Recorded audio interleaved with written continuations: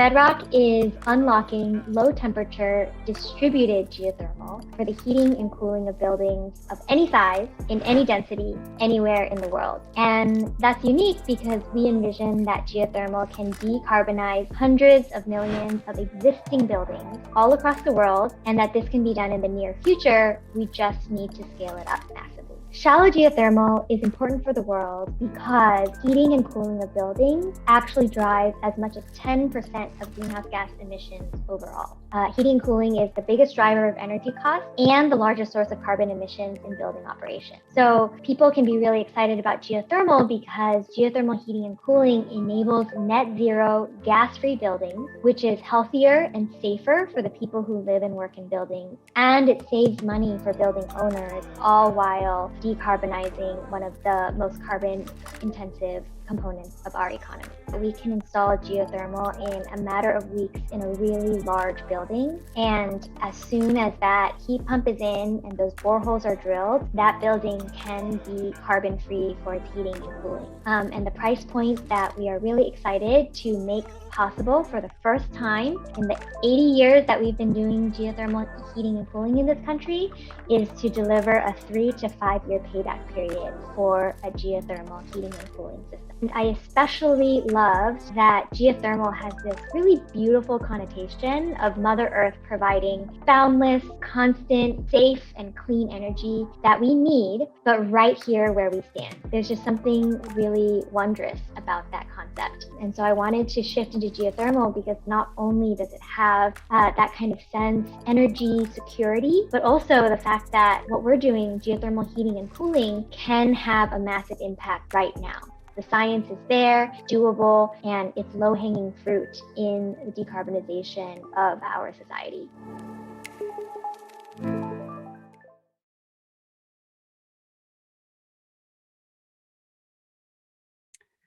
Welcome very much to this extremely exciting seminar, Building a United Front and Uniting the Geothermal Industry.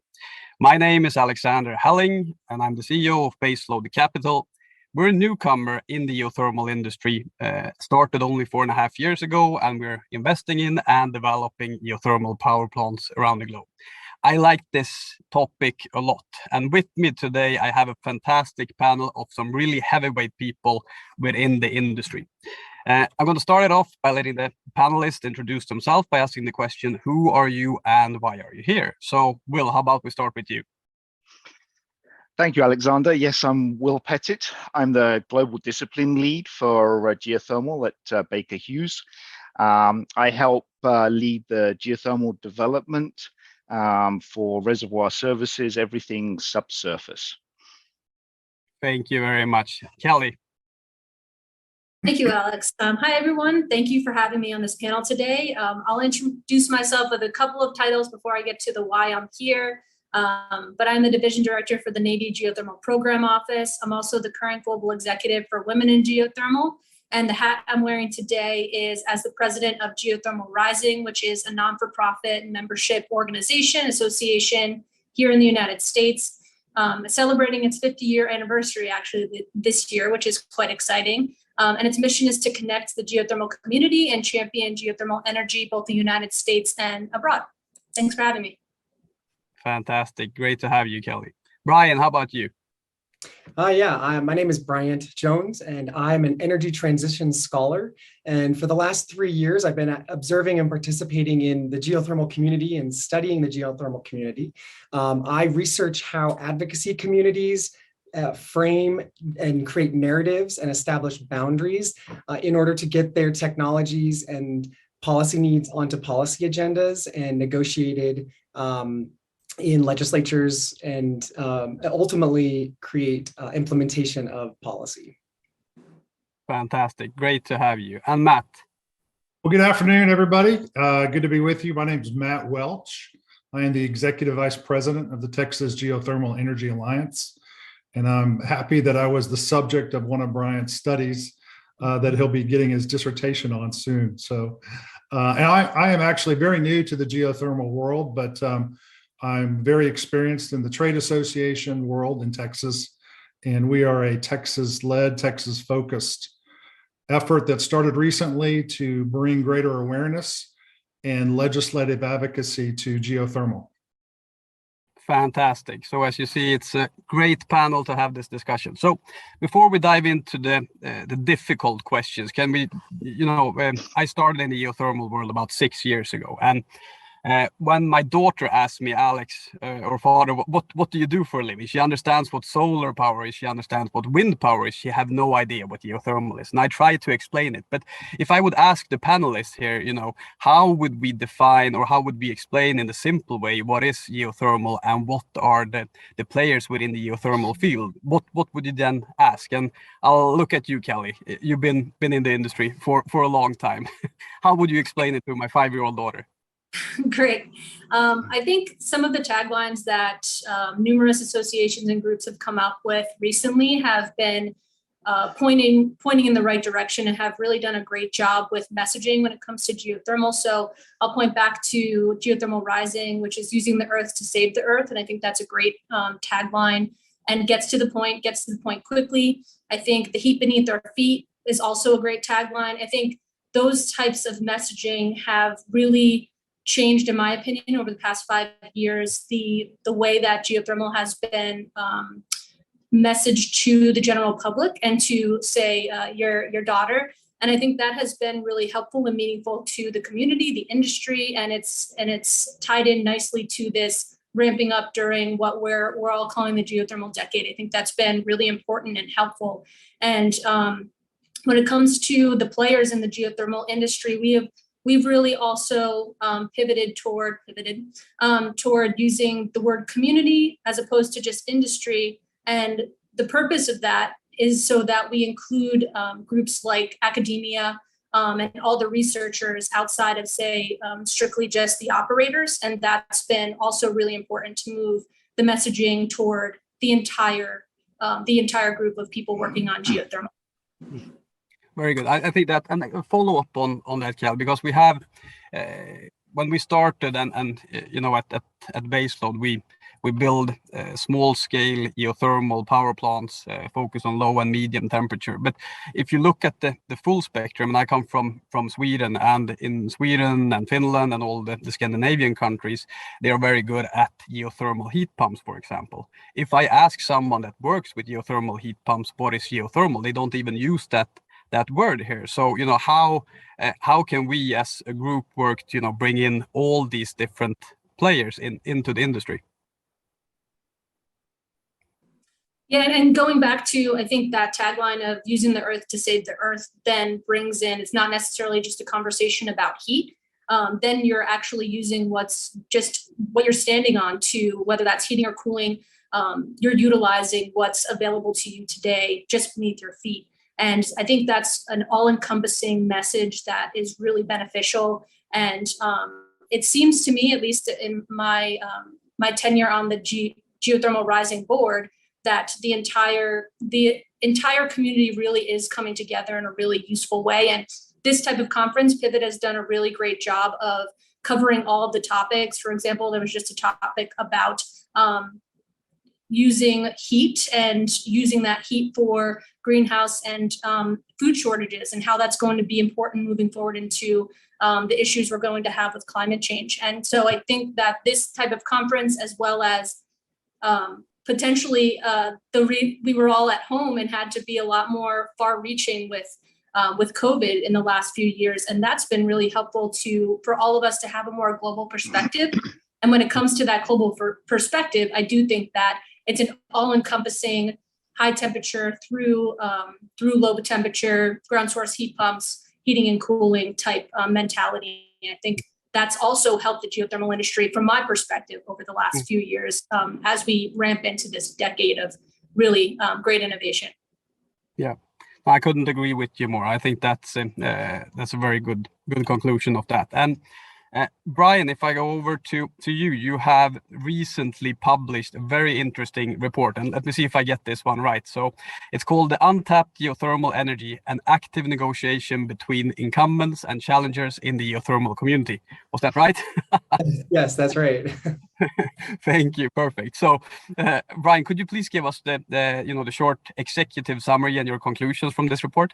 Yeah. So this report was a fully 100% qualitative study. It's my dissertation for my doctorate, and it is studying the communication and the way the geothermal community is trying to communicate and create boundaries about and how to define objects within the geothermal community. So when I say boundaries, I mean, what is enhanced geothermal? What is AGS? What does it mean? What is geothermal? And through the over 60 interviews that I've conducted with senior leaders and executives throughout the geothermal community, there is an active negotiation among what I would describe as incumbents and challengers that is occurring within the geothermal community right now. And it's been going on for a couple of years now. And so my research is showing that the geothermal community is going through a transition itself. As we go through this clean energy transformation, the geothermal community is absorbing challengers from other communities, the oil and gas industry in particular, but also investors, the media, which are taking an interest in it.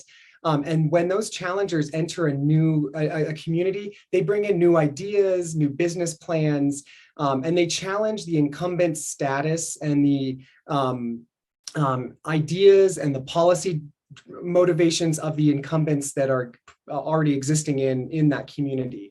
And so those incumbents can either push back on the challengers and try to suppress those new ideas, or they can try to absorb some of those new ideas and reach an agreement with challengers. There's different levels of how much the incumbents will want to push back or absorb those the feedback and the new ideas from challengers. If you push back too much, it can risk the challengers disregarding the incumbent community and creating their own community. But if you accept it too much, it's going to change the nature and the culture of the incumbent community. So the summary of my research is that there is an active, ongoing negotiation trying to define what is geothermal, as Kelly was just mentioning, and where the community is trying to go. Very interesting. So can you give a couple of examples of incumbents and challengers? I think a really good example of a challenger would be the Pivot conference. Challengers are organizations or people who are recent arrivals to a community. And they're people that are trying to mobilize and bring in new ideas. By doing that, though, they're destabilizing the current structure of power.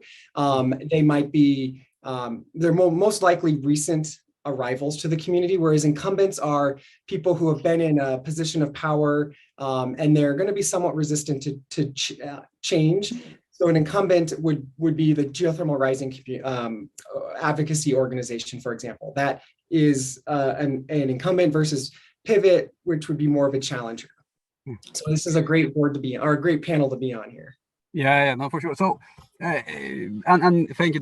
I find the report super interesting, and especially since I'm quite young in the geothermal industry as well. So I'll ask Matt. You're also quite young into the industry. How do you see the geothermal, industry developing, and what have you seen since you started? And I'll let you answer there first, and then I'll follow up with another question. Great. Well, Alexander, thank you. I think I got a unique perspective as being probably the newest kid on the block. And I have some luxuries of honesty. And I'm just going to apologize to some folks in the audience if I may offend you with my candor. But I think folks need to hear this. And so it became readily apparent to me as we were building our organization from scratch, thanks to help from the Mitchell Foundation and Jamie. And I just want to mention that I'm joined in this effort by some fantastic folks in Texas, Barry Smitherman and Ben Seabury, who you've heard from already, and you're going to hear from Ben in a little bit. There was polarity from the traditional geothermal community and kind of the oil and gas community and everywhere in between. And it's kind of struck me as, gosh, they're throwing elbows and it's getting in the way of making progress. And so from the beginning, our message to everybody was, we are technology agnostic. In fact, we encourage competition, but that's y'all's fight, not ours.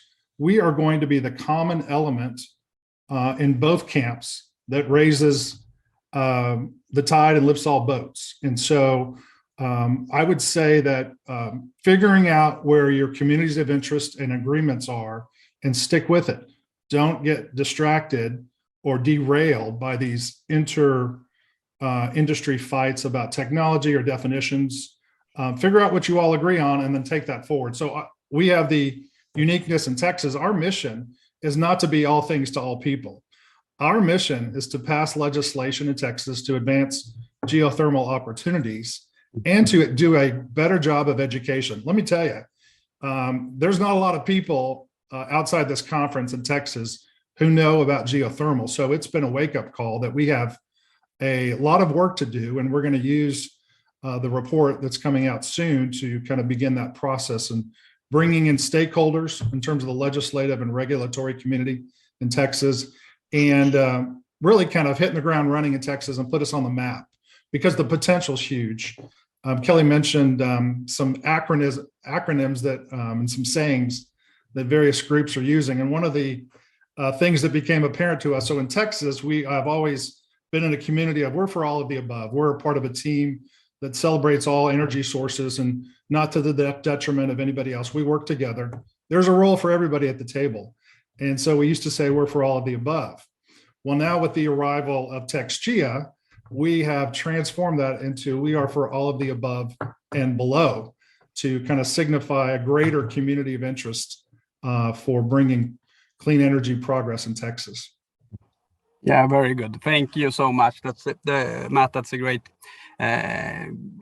point. But let me just go back to the elbows again, because I find that quite interesting. We're also technology agnostic. We're developing power plants in 4 different regions, and I couldn't agree with you more that we have people from the different technology sides, we have different developers, we have the different industries, everything from oil and gas to ground source heat pumps, and it seems to be it's quite hard even with their own organization to get everyone aligned and to work together and to share ideas, while in other industries you have open source, you share IPs in order to develop things faster and to get both cost and speed to market much higher. Could you elaborate a little bit more on the elbows, please?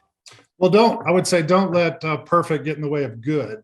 I think agreement is good, and you do have to have common goals that you share. And that's what we're working on right now at TxGEA. We've got a policy committee that's studying legislation that we're going to put forward with an agenda next session. And you're going to hear from a panel this afternoon about what some of those opportunities are.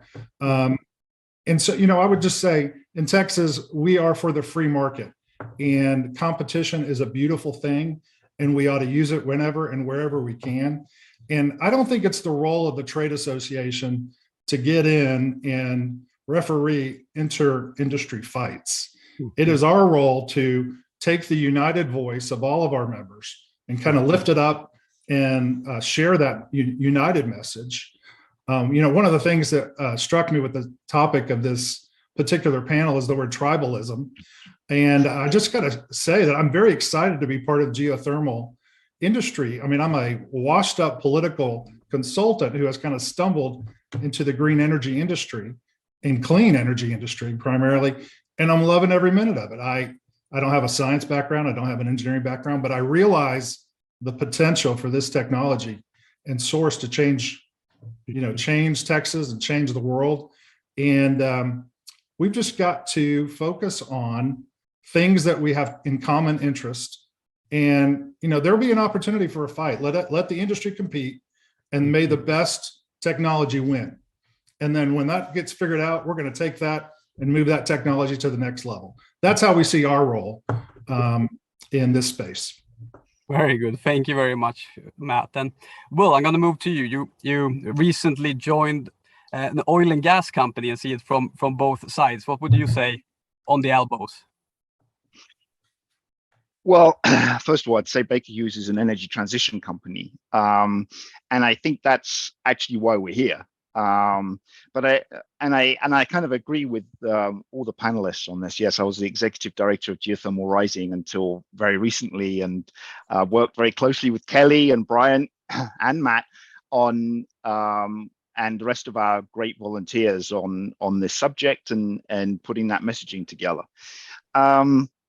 First of all, I think that we have a great opportunity here when we look at the holistic view of geothermal as being, those big three components: the power generation, the direct heat use in communities and industries, and then the heat pumps. We have this great opportunity in this golden age for geothermal that we're going into to really make an impact to the energy transition and to our society going carbon neutral. The challenge, I think, for the geothermal industry is essentially scaling up. So we've got to get these technologies to a place where we can scale up, and we can take those technologies not just any time, but anywhere. We can broaden our geographical horizons and really kind of take this to many, many different places. And then you have this huge conversation about like the impact of geothermal energy and the role it plays, and the environmental justice that's wrapped up in that, in terms of getting energy to various places geographically diverse around the world. So geothermal has this huge opportunity. And I like to see the technologies as being a spectrum, rather than just a single technology that's going to kind of make way. I see it as a spectrum of technologies that can really kind of broaden out as we need and be put in place in various different areas depending on what best fits. And you kind of go from, a single well installation through to a multi-well engineered geothermal system, and somewhere in the middle there is conventional geothermal that's really impacted the industry so well over the last few decades. And what we're really doing, I think, is at the moment is broadening those technologies out and taking those technologies to be applied to much greater geographical area so that we can then scale up. Yeah, very good. Thank you so much, Will. So, Brian, I'm going to go back to you and your research. What made you decide to research this for your PhD? Well, as I was looking at all of the different clean energy technologies out there, I kept coming back to, why is geothermal just 0.4% of the energy mix for power in the United States and less than 0.5% for heat energy or for thermal in the United States, when the research, all of the research I've seen shows that the potential for geothermal energy technologies is enormous. And so most of the research that I've seen points to technical, engineering, and other like economic factors that are holding the community back. But there's very little research out there about non-technical reasons. So I wanted to study that space. What are the non-technical reasons? And so that's where I came upon, boundary work, which is a theory in and of itself, that all organizations create rules and boundaries within which we need to work. We're human, so we socially construct things. And through the research and all of the interviews that I've conducted, these boundaries keep coming up. So what is geothermal is a big question that the geothermal community is grappling with, as has already been mentioned. What is the value of policy? There's an aversion for policy within the geothermal community, a feeling that it's not quite understood, maybe it's beneath them or not worth one's time, or people are afraid that they're quote unquote lobbying versus advocating.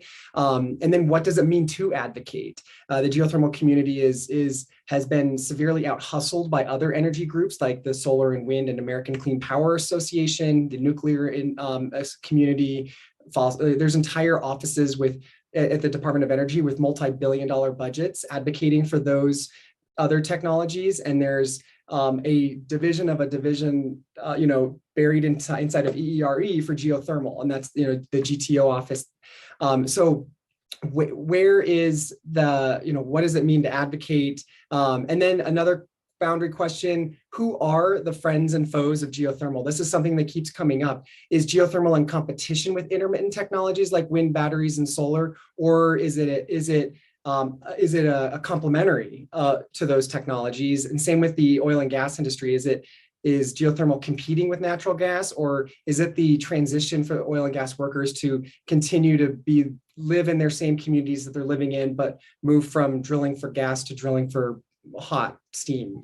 So those are just, that sums it up. Why?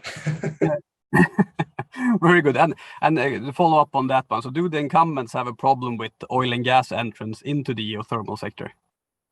I think so. I wouldn't define it as they have a problem, but they are apprehensive because the oil and gas community has cycles of entering the geothermal industry over the geothermal community over the decades. And these cycles, from the incumbent's perspective, the oil and gas industry comes in and then they leave when gas and oil prices change. And this cycle is tiresome for the geothermal community members that have been in the industry for a long time. So there's maybe a hesitancy about, okay, well, they're moving back in now, but how long is it going to last?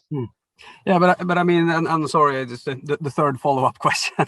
but wouldn't the incumbents be happy to have more players coming in? I mean, just looking at the amount of oil and gas wells drilled per year, going above 70,000, looking at geothermal electricity production as well, being roughly at 200. The way I would see it is that here we have, all the knowledge and the capital necessary in order to support the geothermal development. And I think that, is that a threat for the incumbents, or is that an opportunity?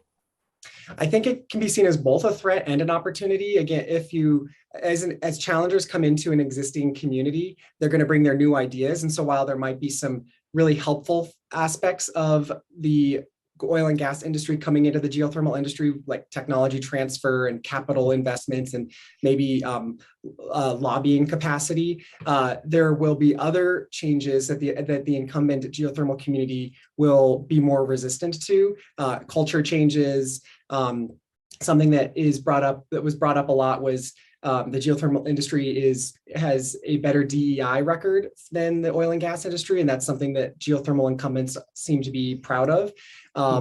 And so there's always, when new challengers enter a community, there's going to be a change in the culture of the incumbent community as they absorb the challengers.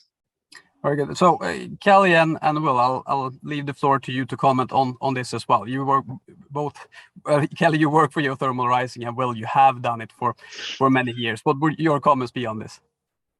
Sure, I'll start and then I'll toss it to Will, but I think Bryant makes a great point about the cycling of the oil and gas industry. So like I mentioned earlier, Geothermal Rising is in its 50th year anniversary, and the reason why we exist is because there was the 70s where there was a cycle down, a down cycle in the oil and gas industry, and geothermal did pick up some steam, I guess pun intended, during that decade, and so on and so forth. But I think going back to your point, we as an industry or a community do feel like now is a time and that to strike while the iron is hot. There's just so much momentum right now that I could not foresee anybody at this point, from my perspective, after the last couple of years in the conversation and how it's changed, saying that the way that this industry and community has pivoted has been bad for the industry in any way. It definitely has not been. This is a really exciting time for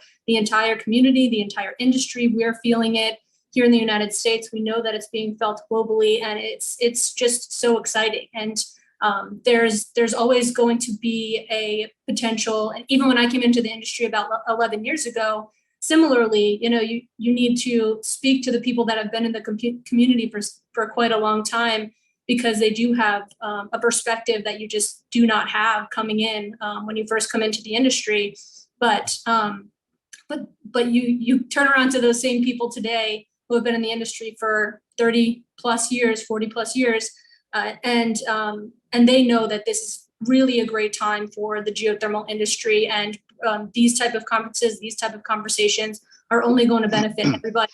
And just like we talked about before, rising seas, they bring up every boat and everybody's ship, and that's exactly what we're seeing today. And that's why this change seems to be, or this pivot, again, I'm using it too much, but that's okay, does seem to be different.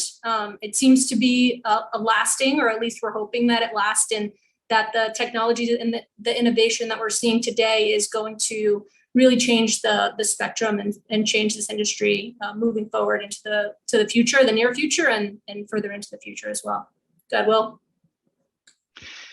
Yeah, I completely agree. And you know, I moved to Baker Hughes. One reason I took this job on was because I wanted to be part of like being part of the world leader in deploying geothermal projects and getting the technologies out there. And I think there's opportunities on both sides, right? Both the geothermal industry and the oil and gas industry. It's a huge opportunity for both sides. When you look at it, the oil and gas industry has this, and this is exactly why we're here in this pivot conference. When you look at it, you know, the oil and gas industry has an opportunity to be a leading player in the energy transition, in developing and deploying geothermal technologies that will be massive in the future. They will be massive in the future. And from the geothermal industry, we have this opportunity to take advantage of the people, the huge brain trust that's in the oil and gas industry. We have the opportunity to take advantage of the infrastructure, not just in existing wells, but also in you know, the service opportunities with all the infrastructure that goes around that. And also the ability to take on all those technologies and develop those technologies towards geothermal. So I think the opportunities are really there, and you know, it's going to be a really bright future, I think, as these folks start transitioning over to developing and deploying geothermal. Very good, thank you, Will. And just to follow up on that one also, so do you think that we will see more collaboration between the traditional oil and gas service companies or oil and gas companies and the geothermal sector? And in what parts do you think that will happen? Is it throughout the spectrum, everything from high enthalpy down to ground source heat pumps or mineral mining, or where will we see that? Yeah, I do. I think it's going to be across the spectrum of those technologies that you're going to see folks that have this huge experience in essentially subsurface engineering being applied to geothermal technologies to essentially scale them up. So yeah, I see that as being the way this is going to progress as we go through in the future here. And Brian, based on your report, will it succeed then? The collaboration between the different industries? I think there's a lot of excitement and a lot of will by the geothermal community, the incumbent geothermal community, to embrace these challengers and to try to change the existing community, the geothermal community, for the better. So based on all of the interviews that I've conducted with all of these executives from throughout the community, there's a lot of excitement and positivity. Addressing the definition of working of these boundaries needs to still be massaged, and that's something that TxGEA and GR and IGA and all of the other, and Pivot and all of these different groups can help the rest of the community to define these boundaries, and also focus on some of the other human resource hurdles that a theme that's come up is that the geothermal community can't engineer its way out of marketing and community engagement and communications and PR and policy and education and business administration, and that those need to be filled with people who are specialists in those spaces. And so that, but the feeling is very positive about the possibility and the potential for geothermal for this decade to actually be the geothermal decade, the golden decade. Very good. Thank you very much, Brian. And we don't have that much time left, so I'm going to ask each panelist the last question. If you would summarize and to the audience this discussion, and also one thing that you would like to send everyone home with, one thing that you don't want them to forget, what would that be? And Matt, how about we start with you?